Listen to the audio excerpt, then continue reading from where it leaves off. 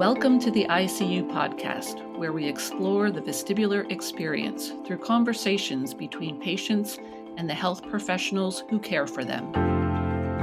During this podcast, we invite patients to share their stories and healthcare professionals to ask questions so they are equipped to better care for and truly see the invisible challenges faced by their patients. I'm Kimberly Warner. And I'm Cynthia Ryan, and we are your hosts on this journey of discovery.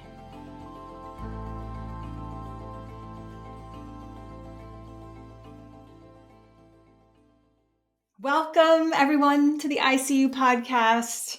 Oh my gosh, this is going to be a great episode today. We are exploring an important, but unfortunately often overlooked topic: how menopause can impact people living with a vestibular disorder.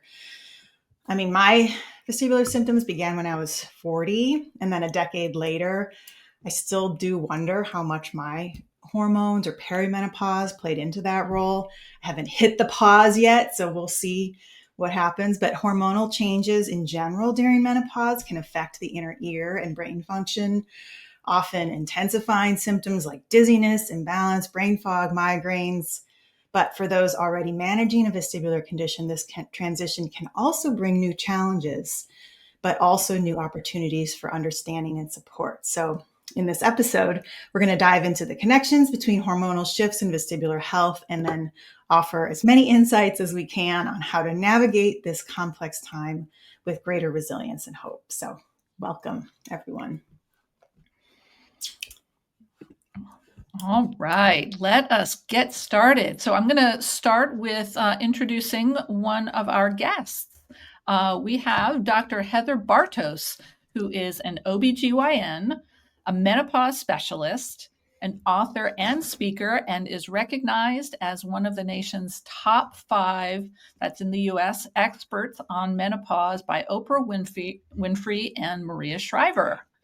Her mission is to dismantle the taboos surrounding menopause and sexuality, empowering women through transformative midlife transitions. Her latest book, Quickies, 100 Little Lessons to Live Sexily Even After Midlife, is out to rave reviews.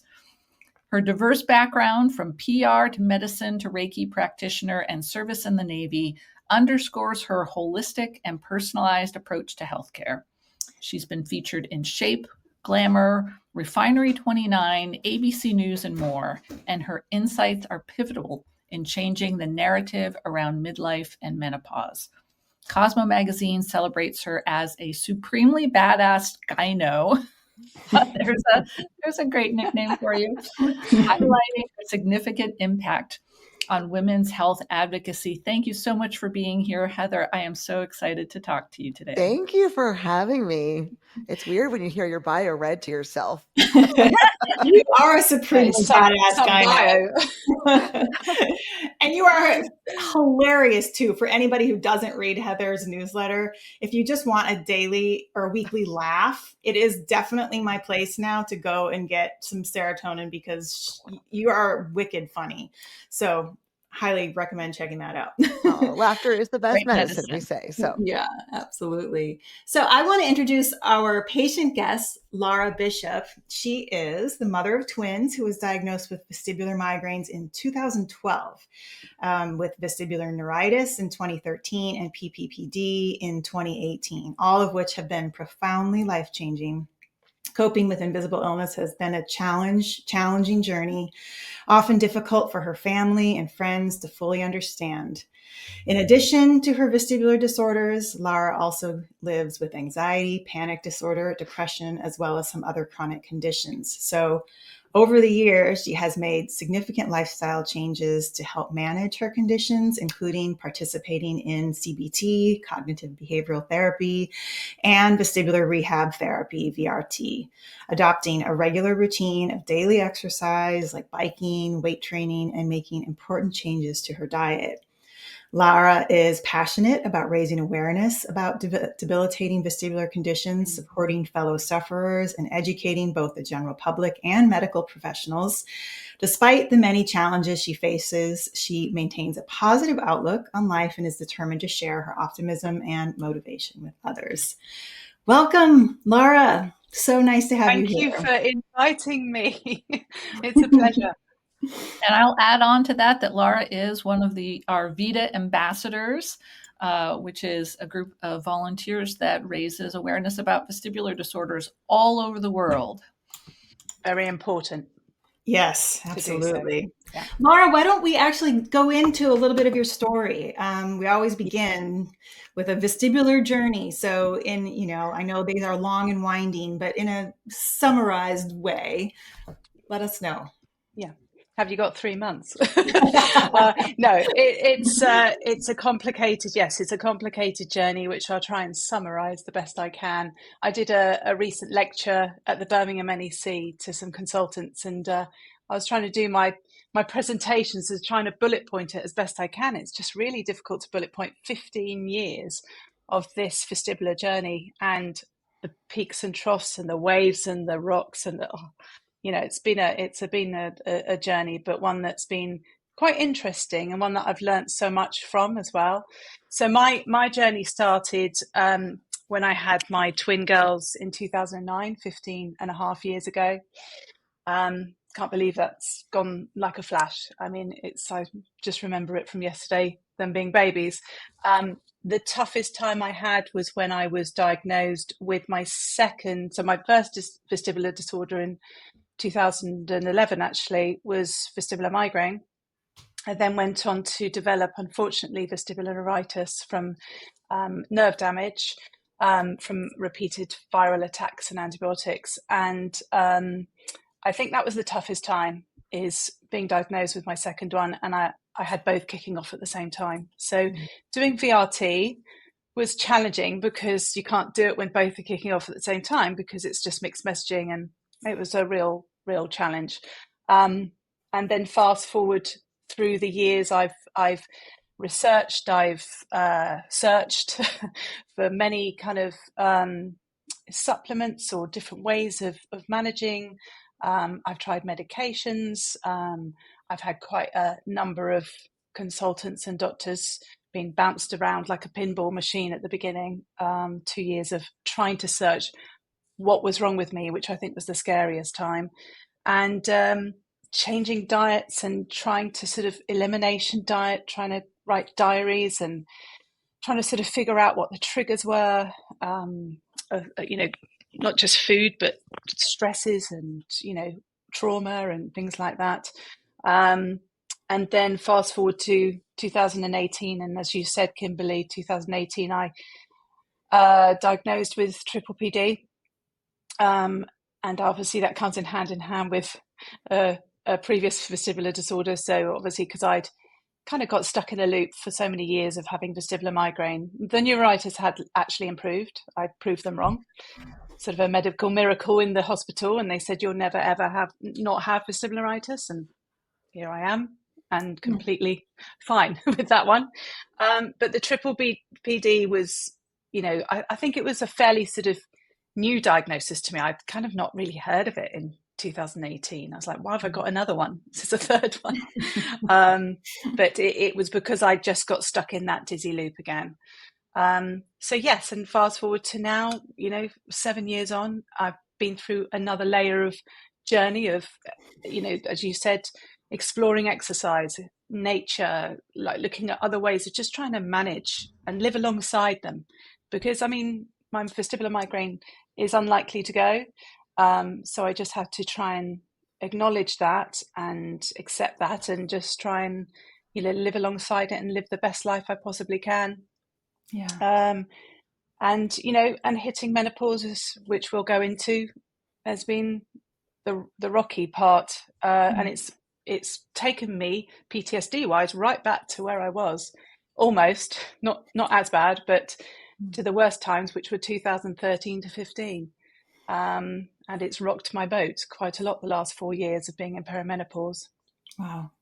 Wow. And Lara, you said before we began that you're having one of those vestibular migraine days. So I am today.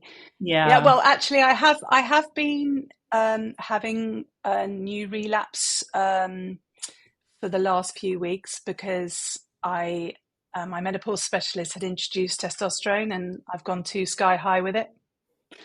And that the excess apparently is converted to estrogen, and I've had a really massive high spike in estrogen, which has caused a new lovely relapse. Lara, So, can you clarify what did you started was it a medication that you just said you started? Yeah, so they discovered that I didn't have enough testosterone available for my body. Although my total testosterone was low to normal, my and Heather will know this a bit more in terms of FAI or FIA, free index androgens, something like that. That's the available testosterone for your body, and the sex androgens as well. So they just said that I think you could benefit from an increased testosterone. We need to maybe get you up a little bit, but I didn't think they quite appreciated that I did go quite high. So I've got an appointment tomorrow, actually. Wow. To hopefully tweak it. And I just want to call out that you mentioned that you first started having vestibular problems when you were pregnant with your twins. So there's another big hormonal change in your life. So kind of on that note, Heather, can you briefly touch on the connections between hormones and the balance system? And, how can we distinguish between dizziness that's due to balance issues versus hormonal changes? Well, I think that's a great question. I think when it comes to women, we almost always have to assume that there's a hormonal connection. And I think that's been poorly understood in medical literature.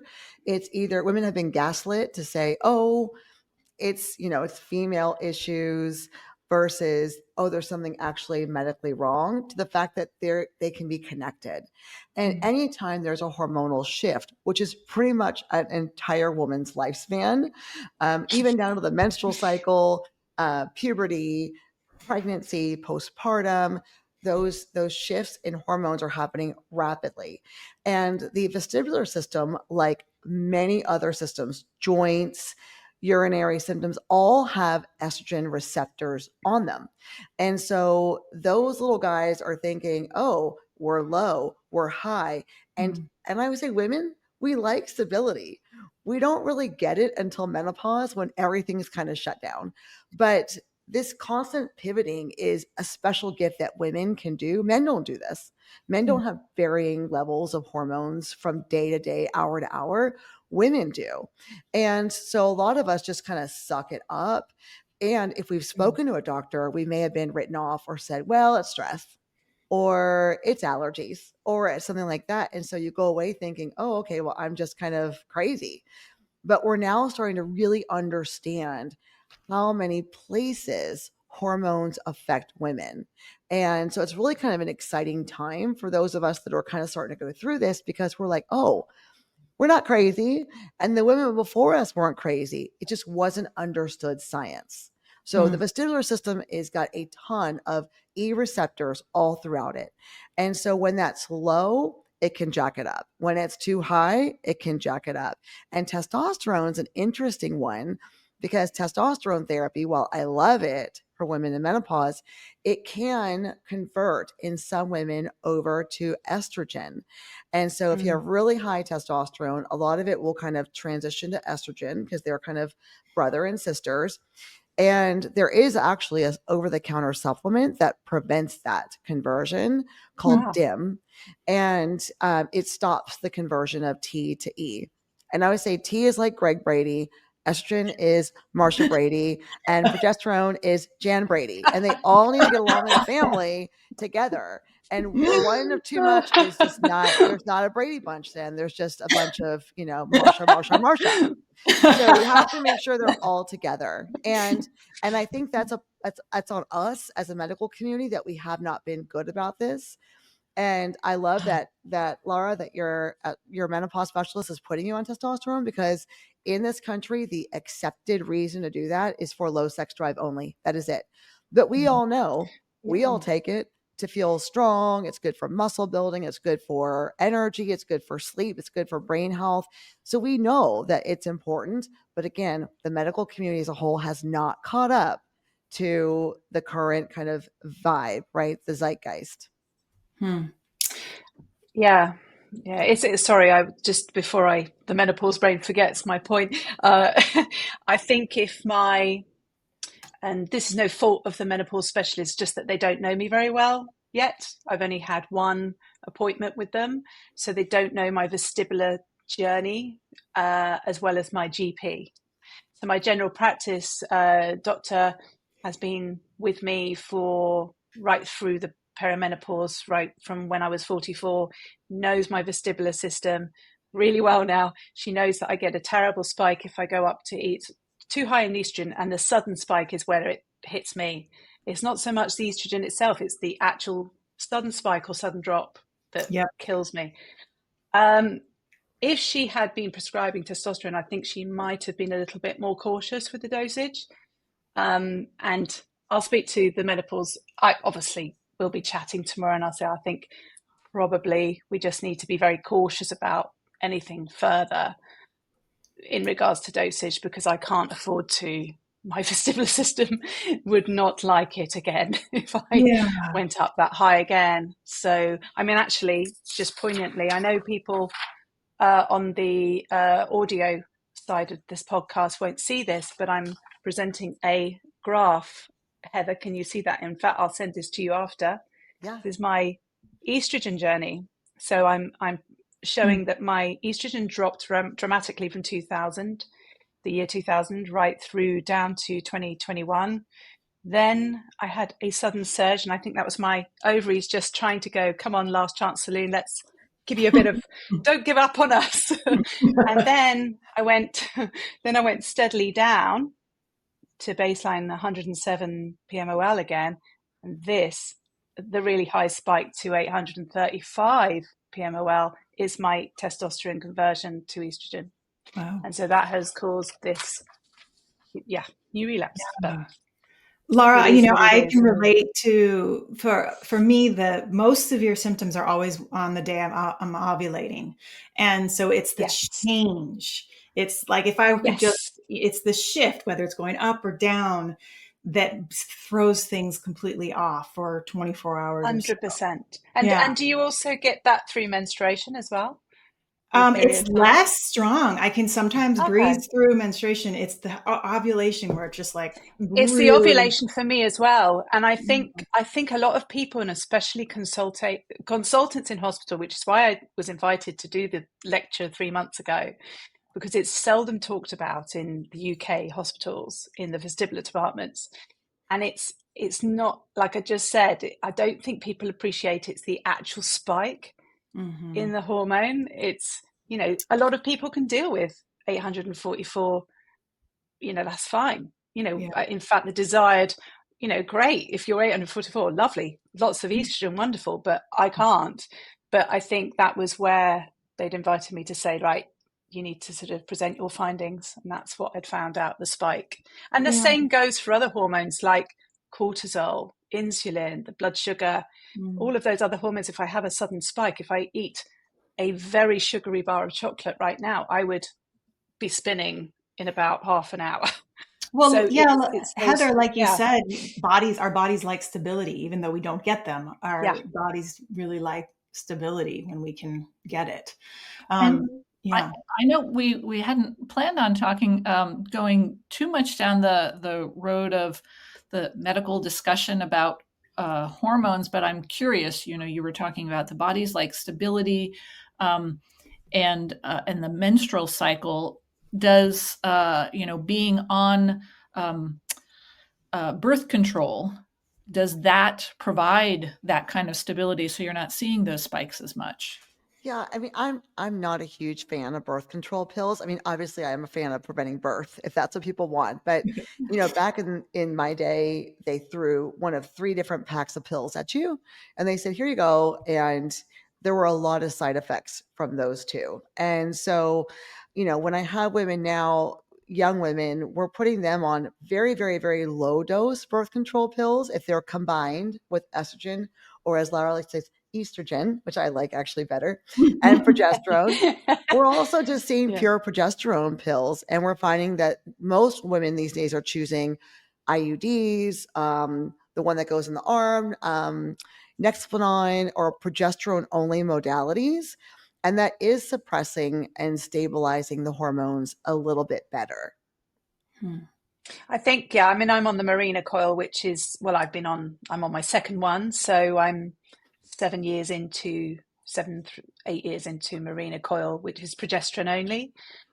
So that was my other question tomorrow with my menopause specialist is, and again, it's the balance of those hormones. It's like a triangle, isn't it, Heather? That sort of estrogen, progesterone, testosterone, just trying to get it. But I mean, I've been told that, when she said about testosterone, that I was low on it and, I benefit from it. I had heard that it's quite migraine friendly and it can improve in some people migraines at a certain level. So I was fairly excited until it all went a bit wrong. Well, and maybe there's an adaptation period. Maybe there's a couple weeks where things can be kind of rough, and then Yeah. When did you first start to feel there was a link between the dizziness and the hormones? Well, my original consultant in 2011 that I eventually got to see, because all my stuff started sort of kicking off the symptoms in 2009 as soon as my periods came back. So I had 2 months of no periods after having my twins, and then they were born in the December, and then end of February, my periods started coming back, and that was, what's going on? I'm starting to feeling a little bit disequilibrium, and they thought it was labyrinthitis. They said, it might go in 2 months. It didn't. It kept going and going and going. 15 years later, I'm here. My doctor was amazing at the time, and he knew a brilliant vestibular audiologist. And so I went to see him, Dr. J. Unfortunately, he was on the brink of retirement, but he diagnosed me with vestibular migraine, and he said, I really do think it's 100% your hormones. And I think it's something's happened from the birth of your kids. And maybe it's the fluctuation that's kicked it off. It kind of, I suppose at the time I kind of dismissed it because all I could think of was I'm ill. I can't cope with, just make me better, someone. And it wasn't until fast forward until my endometriosis really kicked off. So I have endometriosis, one laparoscopy, 2017, but it was kicking off, started to sort of end of 2015, beginning of 2016. I was thinking, what's this? What's going on? And then I got sort of roughly diagnosed by a very good gynae, even before the laparoscopy diagnosed it properly. And I started writing a really detailed diary from then about my hormones. And actually, like you say, the ovulation, the period time, when my endometriosis flared, what happened with my vertigo, dizziness, it tended to really spike because endometriosis is triggered and feeds off estrogen. So it all started making sense. And I was like, this is interesting. So really, I've been researching it and documenting it since 2017, really. So that's when I but then no one really sort of, not that they didn't listen to me, but no one was really talking about it. And none of the consultants I saw would mention anything until I had a new consultant and I said, here's my diaries. This is what I discovered. And it took him years and years to get me in front of them to do this lecture. Wow. So, 5 or 6 or so years. So, it's so I think it was, quite a while ago, but it's taken some time to, over the years to see the pattern. Because it takes a while. You had to figure it out yourself and then take it upon yourself to track it. And so, Lara, now you're in perimenopause. Is that right? Yes, and apparently I'm going into menopause. Apparently I'm steeply going into that way because I've been in peri since I was 44. I'm 50 next year. Yes, I've just said I'm 50 next year. That's quite scary. I just turned 50 this year, so we're on the same trajectory, Lara. It gets better. Take it from me. I'm 50 next year, and I'm going sharply into menopause. Yes, so my doctor did say that because of taking an average of my blood test numbers, it's because I'm on HRT and my numbers are really low. So she said, really, if you were off HRT, your ovaries are suppressed. They're not working. So, which is a sad thing, really, but Oh, I don't know. there we go. Natural. Oh, No, you know it's what? natural, but Really, Yeah. being paused, as my naturopath called it, being paused is great. Coming pause. from someone who is on the other side, I feel better than I ever have in terms of how hormones have affected me. And for me, it kicked in early because I had a hysterectomy at 40.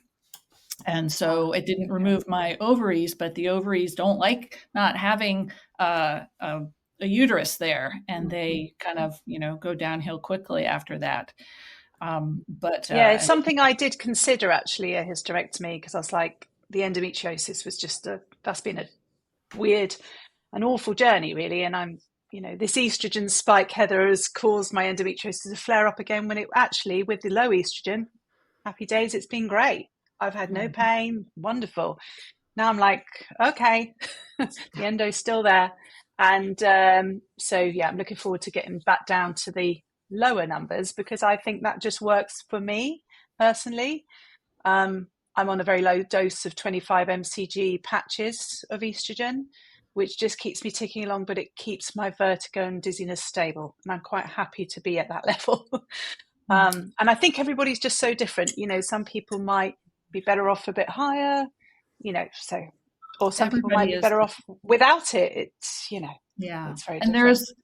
there's for people who aren't familiar with these terms, perimenopause being before menopause, and then menopause and post-menopause, it is this gradient. Heather, can you talk about that and how the hormones change during that period in general, because we know it's different for everybody, and what common vestibular type symptoms someone might experience and how they might change?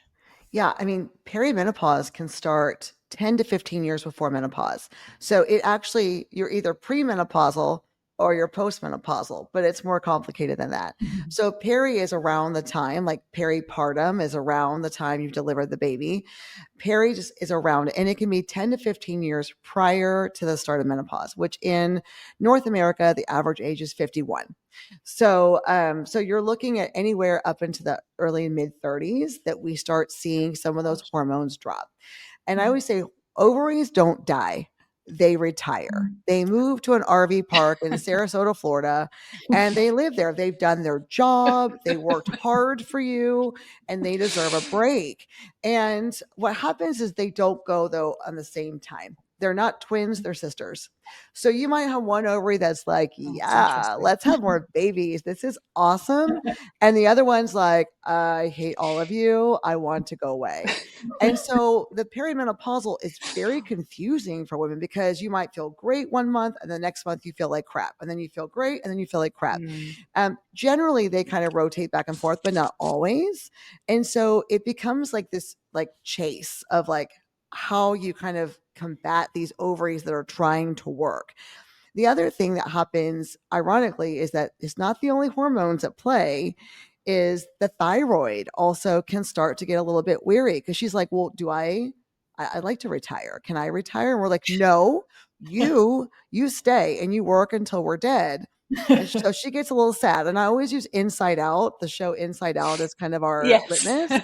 So that's exactly what I was yeah, thinking. one ovary is joy. One is like that new one, that ennui or whatever, the boredom kid. And then the thyroid becomes sadness. And the thyroid has a lot to do with vestibular work as well, because there's also thyroid hormone receptors. I mean, we're talking a little tiny area that does a lot of work for us.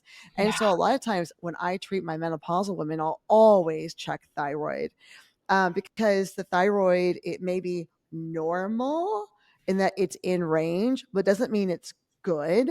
And so I'll often say to a woman, okay, normal is a setting on your dryer. We're looking for where you are in the grading curve. So I'll often tell them, like, you're making a D minus in your thyroid right now. You're passing geometry, but you're not killing it. Mhm. So, we have to fix all of these things. And yes, Mike and Carol Brady are my thyroid people. So I have a whole Brady Bunch Oh, analogy I use for all of wait, this. who's Alice then? Alice is T2. She's like a subservient kind of thyroid hormone. I And love I'm it. still trying to figure out what to do with Cindy and Bobby.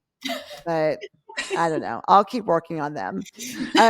So you got to kind of check the whole group because the thyroid really is the brain. I mean, all those hormones are the Brady Bunch. They all work together. And so when we look That's at so these, interesting. But yeah, I'm they all sorry have to work to together. intercept. Yeah, No, yeah. intercept.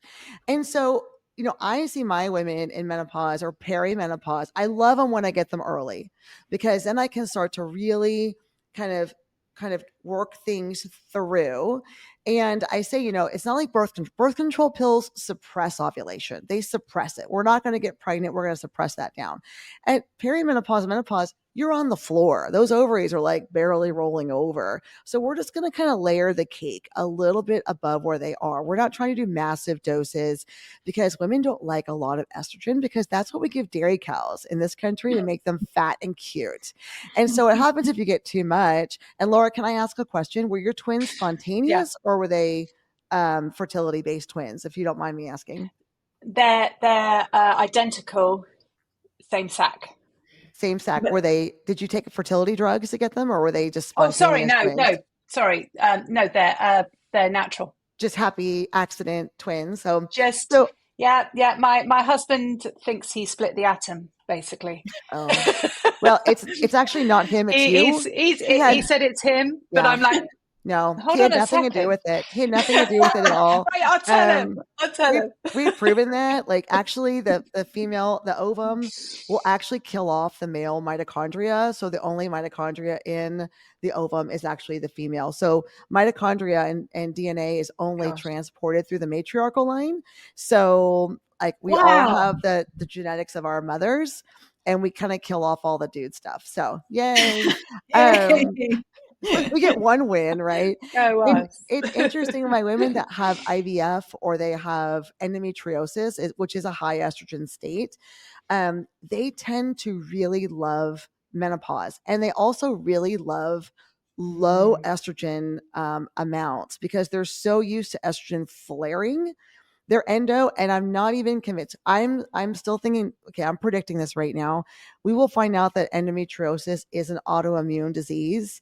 I may be in the Yeah. old folks home when they figure this out, but I'm not going yet. So I'm convinced it's an autoimmune illness. I also see the other autoimmune illnesses, Hashimoto's, thyroiditis, and of course, the vestibular system. Very chinky with that, right? They kind of all work together. So I am convinced if you have one autoimmune, you can have others.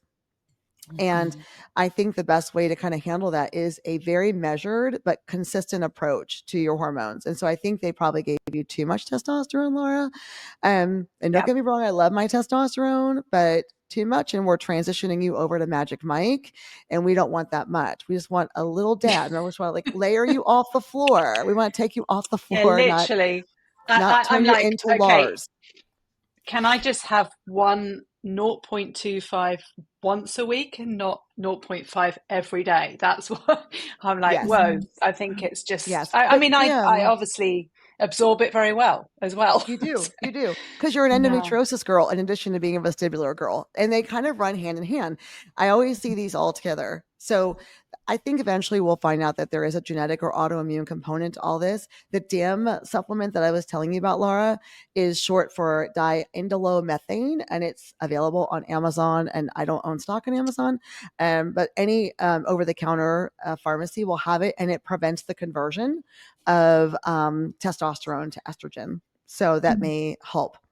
But thank you. yes, all Yeah. these hormones, and again, this is all relatively new science, all these hormones will play into all this. Same with joint pain. Joints have receptors of estrogen in them. So women will say, I have all this joint pain. Our grandmothers called it the rheumatism. I got my rheumatism. It's not, it was menopause. It was the lack of estrogen that made their joints hurt. And that's a big symptom. I see a lot of vestibular women with perimenopause, and they really, really do love menopause better because I can just layer that cake straight as opposed to the cake like being all bumpy and up and down, Yeah. and joy is I'm kind having a of looking moment. forward to that. Yeah. Yeah, Yeah. you're giving me hope, Heather. Yes. And the rest of you, yes, I'm, because it's I've worked so hard to be stable, and Yeah. I had 4 years of lovely traveling long haul, lovely, everywhere. I was Yes. paddle boarding, I was doing and I'll do it again, but at the moment it's a little bit, yeah. But Yeah. And it's have them it's check your thyroid. Yeah. Have them check your thyroid. Yeah. well, I was going to say when interjected earlier, I actually did some research on that, and I asked them to test my thyroid. And every time they test my hormone, I get them to test my thyroid, because I did a bit of research into different other hormones and the correlation and what can be affected by high, low, whatever, estrogen. And I discovered about potentially the thyroid. So the TSH, the thyroid test, I'm okay, apparently. So, so I get that tested, but not many people know that at all. No one ever told me. Yeah, I had the Graves' disease since I was 21, so the hyperthyroid. But I knew the symptoms, and when I didn't have my thyroid removed against my GP's recommending, I just decided I'm going to figure this out myself. And so eventually it did kind of stabilize, but I stopped testing it. And when the vestibular symptoms started, guess what? It had flipped. And then my TSH went from 0 to, 11, which was, too high. And so the thyroid definitely was playing a role in the hormone changes, the perimenopause potentially. And I want to throw in potentially Bobby and Cindy, I don't know, but it seems like the adrenal hormones have something to do with this too. Right? Bobby and Cindy and Peter. Peter needs to be something. I don't know. Too. Yeah. But I definitely notice, for me now, I'm on thyroid replacement, and when my body needs a little bit more, I usually add about 5 more micrograms the second half of my cycle, which it always needs a little bit more the second half of my cycle. And I know I need even more than that if I get that cortisol spike in the middle of the night and I wake up. And it's just like clockwork. All of a sudden I start waking up in the middle of the night during that like cortisol time. So there's definitely this trifecta of how they're working together. And then as soon as I get that extra dose of thyroid, I sleep through it. So anyway. It's always amazing to me how, we think of hormones and we think of the sex hormones, but there are hormones in all different parts of our bodies. And then there's the vestibular system. And one of the things we always say when we're talking about how difficult it is for a vestibular patient to get accurately diagnosed is, there's no one doctor that handles the vestibular system. There are different doctors depending on what's going on with you, whether it's an ENT or a neurologist, and then you need an audiologist to test, and then a physical therapist to treat. And now we're adding in, sex hormones. So you might need an OBGYN and, thyroid hormones. And so, Lara, tell us about how all the different specialists you had to see to find out what was going on with you. Okay, maybe just we don't have 3 months, but in summary. No, we don't. But I did actually make a list of them earlier, actually, and it was quite frightening. But this is not all of them. I've seen a couple of neurologists. I saw a vestibular audiologist. I've seen about 3 vestibular audiologists, immunologist, allergist, ENT, endocrinologist, cardiologist. I literally, every department in the local hospital knows me. I literally will go there with my father and they'll be like, "Hi, Lara. Oh, you're here again." I'm not here for me today, but for my father. But it's frightening how many people. I counted up all my appointment sheets and I probably lost quite a few, 125 hospital appointments. And that's not all of them. I mean, that is proper, like, not investigative stuff either. That's like, it was just crazy. I might as well have lived at the hospital. And you said, Lara, only the audiologist of that whole collection, only the audiologist was the one that made the hormone connection? Yeah, so no one talked about the vestibular side of things at all. And the hormone, no one made any connection at all. It was only the first chat, Dr. J, but that was a, fleeting appointment because he then sadly retired. He was amazing, really, really nice guy. Very renowned. I think he'd been a vestibular physician for 50 years or something. It was amazing.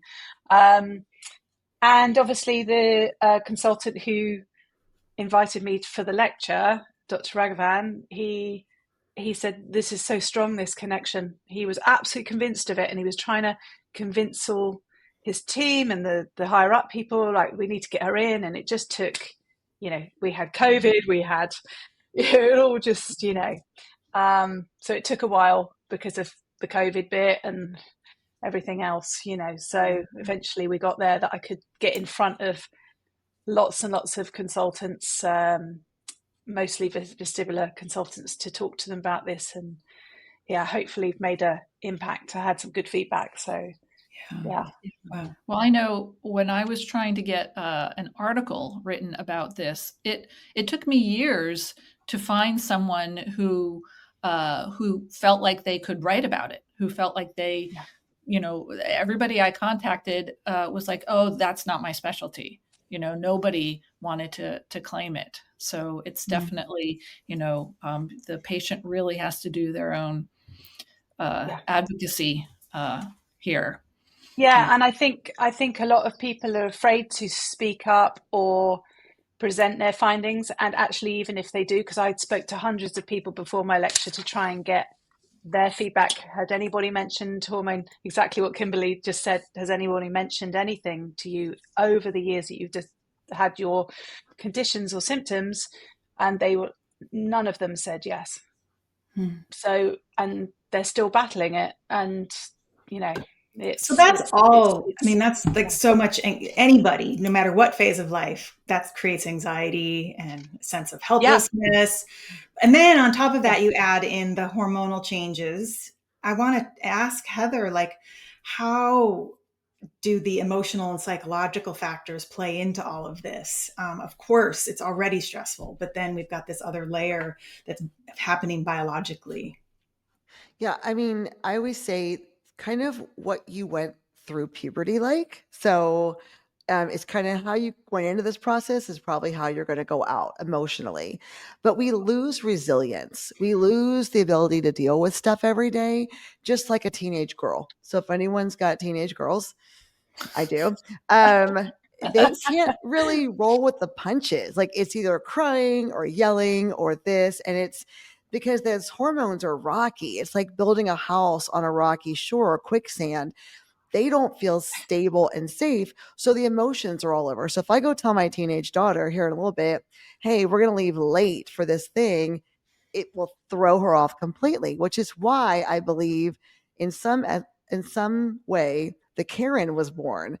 The Karen needs some hormones because she probably just is a mega biatch because she's going through all these things and she can't roll with the punches. It doesn't bother us at 30 or 40.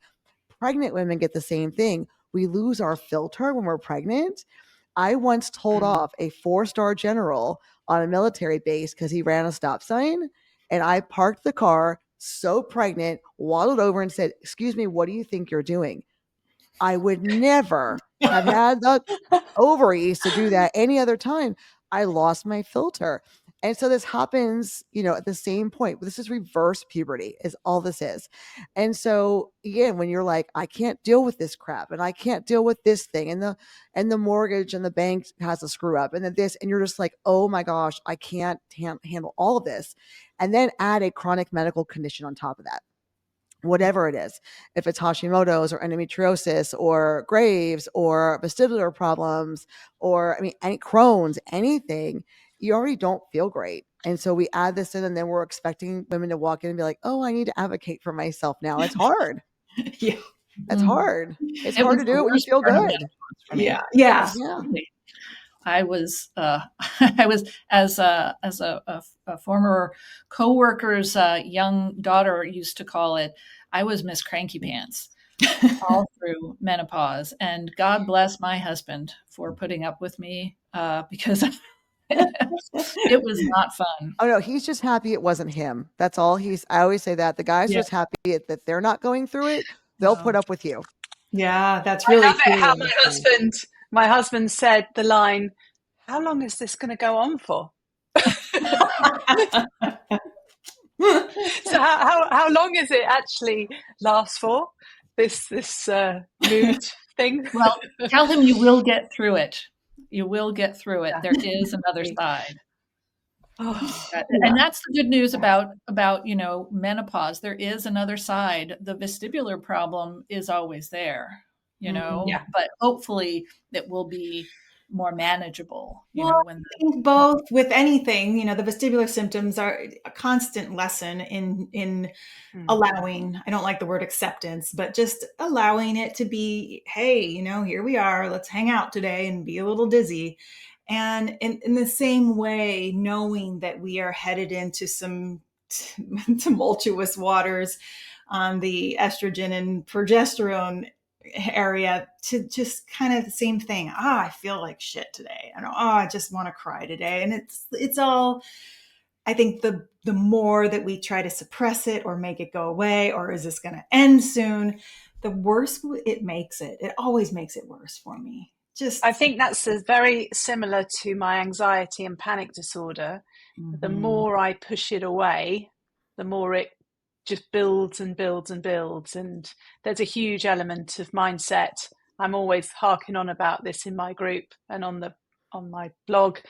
Mindset is king in this, and I think a lot of people forget that. And you can maybe not feel stressed, but you're stressed, or you can maybe not feel anxious, but you are actually anxious, because at the end of the day, having a vestibular disorder is anxiety triggering and stress triggering. Of course you're going to be. Don't, a lot of people are in denial with that, which is fine, but it's sitting with it. And I've learned some techniques, and CBT therapies have been so helpful, and EFT tapping and nature, all these free resources that we've got around us. I use my hands. I mean, people think I'm completely mad in the supermarket, but tapping away on the meridian points, they're like, "What's she doing?"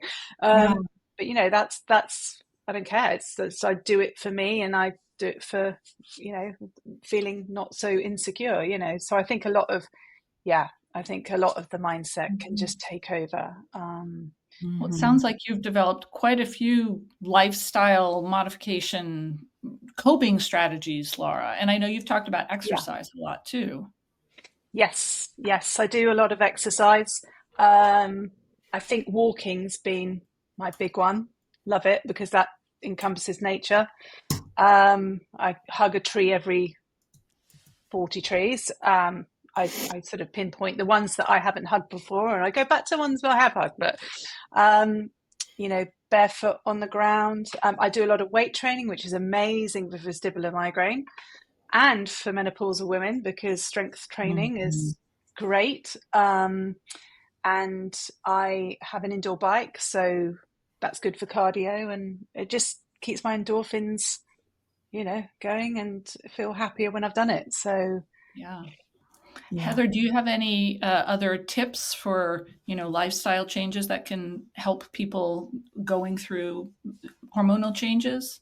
Yeah, I always pretty much recommend everyone as they're going through the perimenopause, menopause journey that they look at gut health.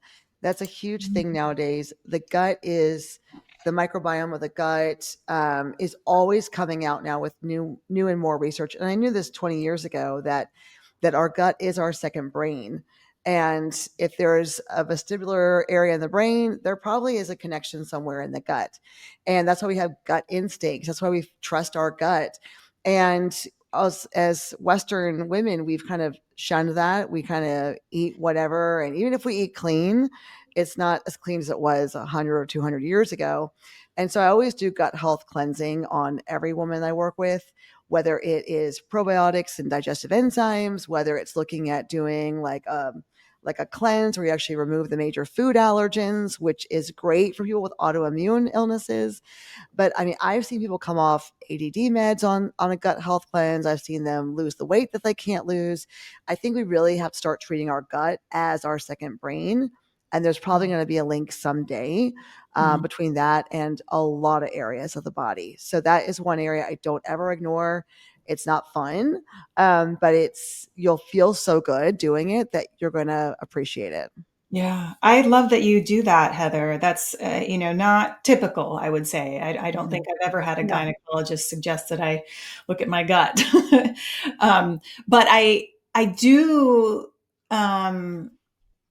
What did I take? It was Thorne. Thorne has a really good microbiome test, and it was a couple years ago.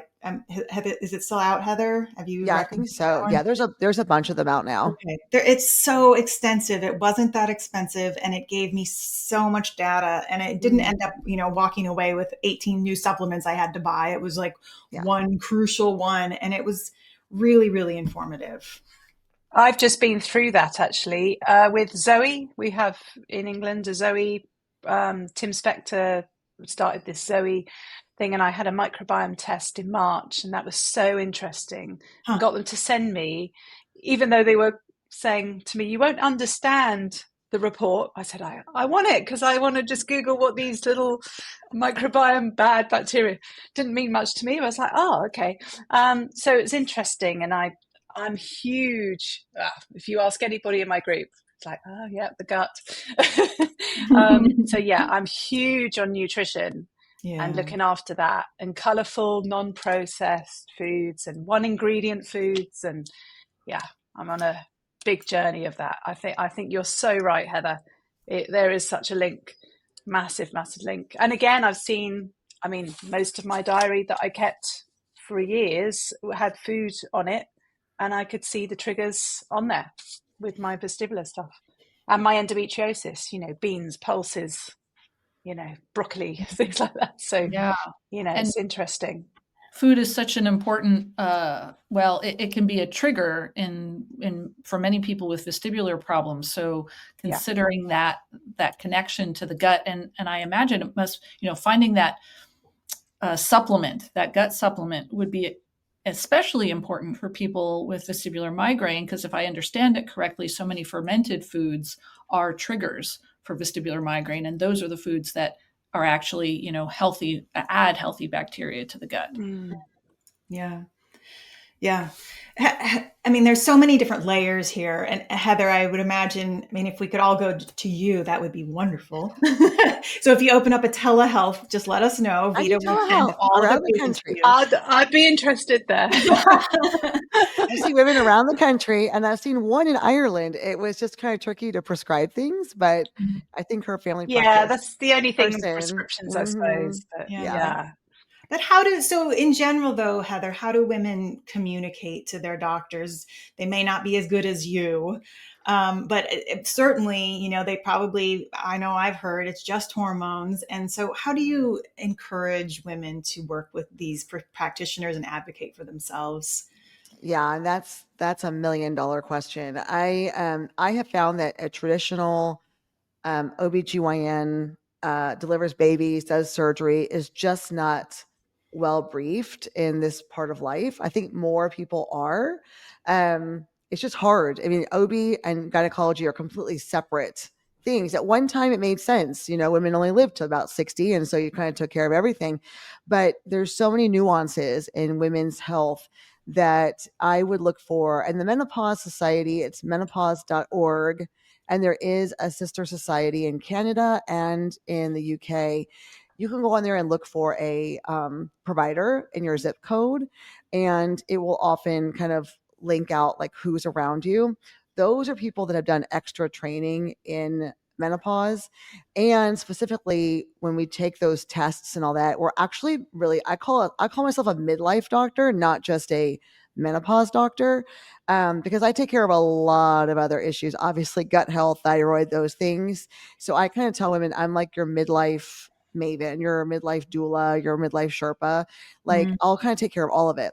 And so that's what I think you're looking for, is someone that can integrate all of those pieces together and at least get you to the right specialists. Like women here in Texas can't get an endocrinology appointment to save their life. It'll be a year wait. So we ended up just absorbing that care. And that's why we do so much thyroid care. unfortunately, the health system is just under so much strain. And insurance, I will say, is the biggest problem because they want you to see 40 patients a day. We can't go through all of our things in 5 minutes. It's just not fair to the patient. It's not fair to us. So that's why I stopped doing that. And I really spend 45 minutes on my first appointments and then 30 on all the subsequent ones. And we take care of whatever it is in the meantime.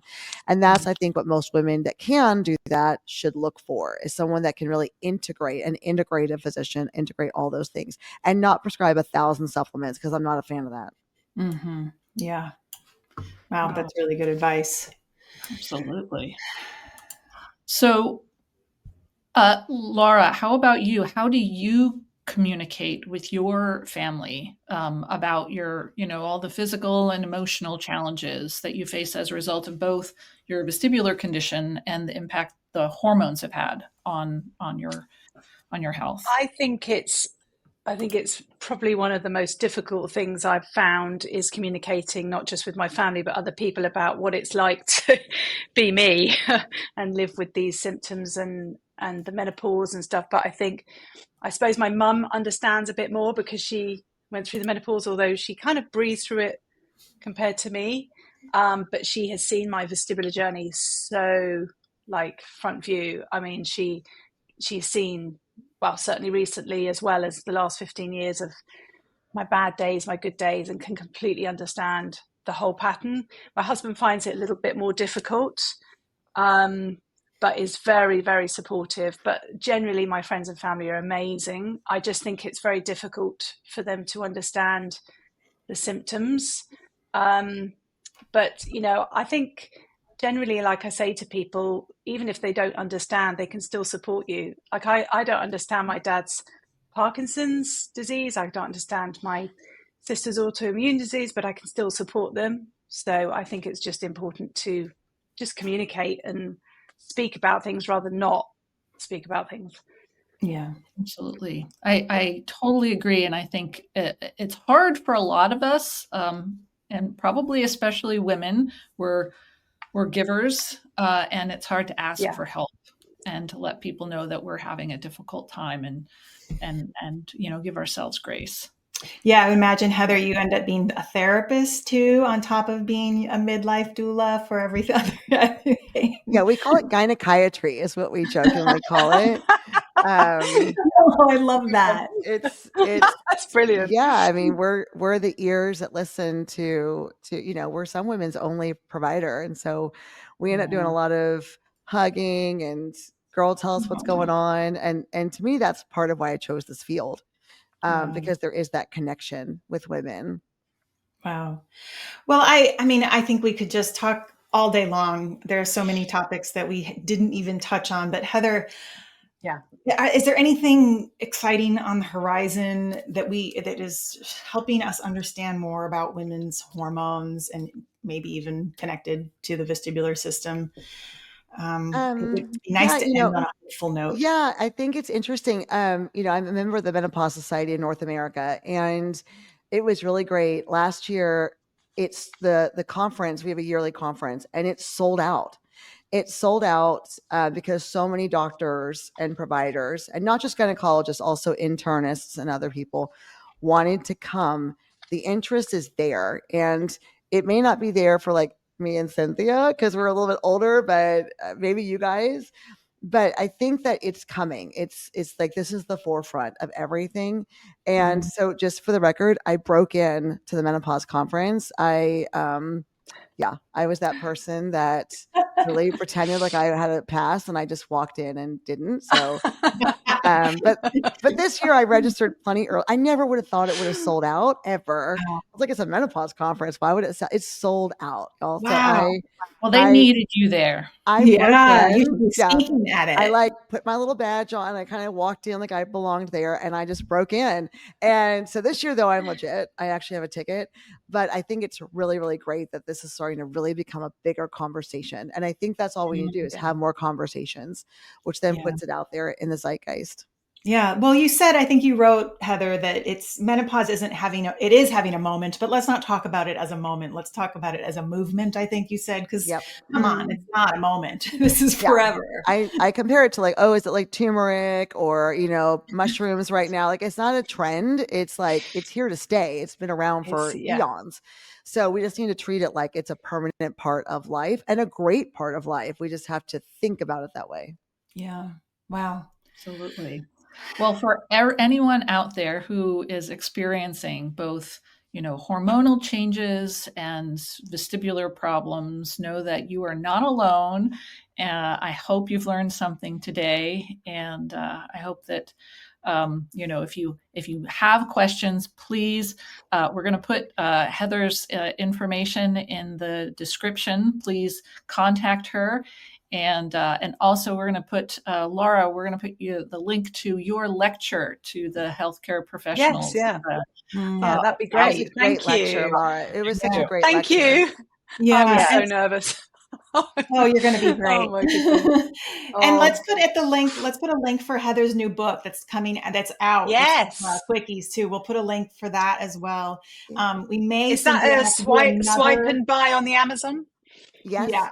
Mm-hmm. Yes, Yep. it is. Yeah. And let's have another conversation sometime because there is so much more to talk about. I'd love to just, dive into other people's experiences with this. I think it would be a great conversation, and maybe we need a support group for vestibular patients going through menopause, eh?